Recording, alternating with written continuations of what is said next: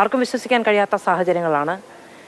ഈ മനുഷ്യൻ ഋതു വാഹനം ഓടിച്ചു പോയി. പോലീസ് സംശയം തോന്നി നിർത്തുമ്പോൾ പോലും അവർക്കും ഇയാളുടെ രൂപഭാവത്തിൽ നിന്നോ ഒന്നും ഒരു കൊലപാതക ശേഷം വന്നതാണ് എന്ന് വിചാരിക്കാനൊന്നും കഴിയുന്ന സാഹചര്യം ഉണ്ടായിരുന്നില്ല. ഈ ദിവസങ്ങളിൽ കാണുകയും കേൾക്കുകയും ചെയ്ത സംഭവ വികാസങ്ങൾ, അതിൻ്റെ വിവരങ്ങൾ വളരെ ചുരുക്കത്തിൽ. ആദ്യം മധു, ഇന്നലെ വൈകിട്ടാണ് ഇങ്ങനൊരു വാർത്ത വരുന്നത്. ഈ ചേന്ദമംഗലത്ത് 3 പേരെ വെട്ടിപ്പരിക്കേൽപ്പിച്ചിട്ടുണ്ട് എന്നൊരു വാർത്ത ആദ്യം വരുന്നു. അത് വിശദമായിട്ട് അന്വേഷിച്ചപ്പോഴാണ് അതൊരു കൊലപാതകമാണ് എന്നറിയുന്നത്. 3 പേരെ കൊലപ്പെടുത്തി മറ്റൊരാൾ ആശുപത്രിയിലേക്ക് കൊണ്ടുപോയിട്ടുണ്ട്. അയാളുടെ നില അതീവ ഗുരുതരമാണ് എന്നും കൂടി പറയുന്നു. അങ്ങനെ ഞങ്ങളിവിടെ നിന്ന് പെട്ടെന്ന് തിരിക്കുകയാണ്. അവിടെ എത്തുമ്പോൾ കാണുന്ന കാഴ്ച, വലിയൊരു ജനക്കൂട്ടം അവിടെ തടിച്ചുകൂടി നിൽക്കുകയാണ്.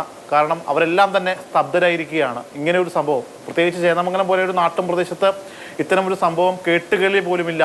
കാരണം ആ പ്രദേശത്തെ ആൾ തന്നെ, അവർക്കൊക്കെ പരിചയമുള്ള ഒരു ആളാണ് ഈ ഋതു. കാരണം ഇവർ അവിടെ കാലങ്ങളായിട്ട് താമസിക്കുന്ന ആളുകളാണ്. തൊട്ട് അയൽവാസികളായിട്ടുള്ള 3 വീടുകളുമായിട്ടുള്ള ചെറിയൊരു തർക്കമാണ്. ആ 3 വീടുകൾ എന്ന് പറയുന്നത് അവർ ഈ ഋതുവൊക്കെ താമസിച്ചതിന് ശേഷം വന്ന ആളുകളാണ്.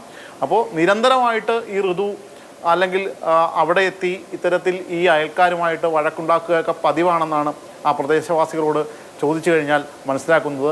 നമ്മളവിടെ ചെല്ലുമ്പോൾ ആ വീടിനകത്ത് ചോര കൊണ്ട് തളം കെട്ടി നിൽക്കുന്ന ഒരവസ്ഥയാണ്.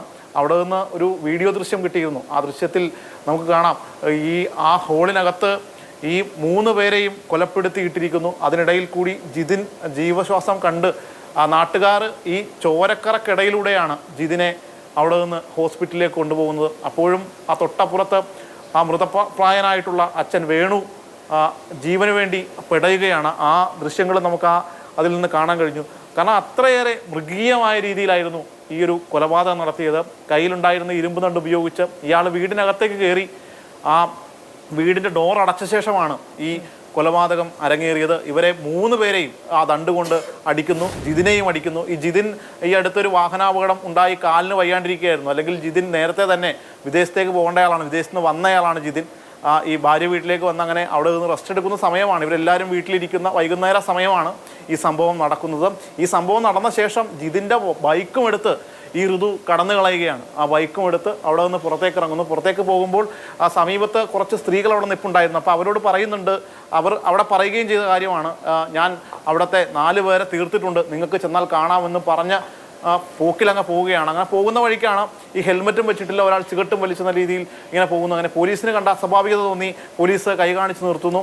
അപ്പോൾ പോലീസിനോട് തന്നെ ഇയാൾ പറയുകയാണ്, ഞാൻ 4 പേരെ കൊലപ്പെടുത്തിയിട്ടുണ്ട് എന്ന രീതിയിൽ കാര്യം പറയുന്നു. പോലീസ് വിളിച്ച് വാഹനത്തിൽ കയറ്റി ഇവിടെ എത്തുമ്പോൾ പോലീസ് കാണുന്നത് ഈ 3 പേർ രക്തത്തിൽ കുളിച്ച് മരിച്ചു കിടക്കുന്ന 4 പേരും മരിച്ചു എന്നുള്ളതാണ് ഋതു ആ സമയത്ത് വിചാരിച്ചത്. അങ്ങനെ 4 പേരെയും ഞാൻ കൊലപ്പെടുത്തി, ഞാൻ തീർത്തിട്ടുണ്ട് എന്നൊക്കെ പറയുന്നത് വളരെ സ്വാഭാവികമാണ് എന്ന് വിചാരിക്കുന്ന മനുഷ്യർ നമ്മുടെ ചുറ്റുമുണ്ട് എന്നുള്ളതാണ്. അതായത് നാളെ എന്തെങ്കിലും തരത്തിലൊരു വാക്കേറ്റമോ കയ്യേറ്റമോ ഒക്കെ ഉണ്ടായാൽ ആർക്കും നമ്മുടെ വീടുകളിലേക്കൊക്കെ കടന്നു വന്ന് ഇത്തരത്തിലുള്ള ക്രൂരമായ പൈശാചികമായ കൃത്യങ്ങളൊക്കെ നിർവഹിച്ച് ഇറങ്ങിപ്പോകാൻ കഴിയുന്ന ഒരു സാഹചര്യമുണ്ട്. അങ്ങനെ പേടിക്കേണ്ട മനുഷ്യർ നമ്മുടെ ചുറ്റുമുണ്ട് എന്നൊക്കെയാണോ ചിന്തിക്കേണ്ടതെന്ന് അറിയില്ല.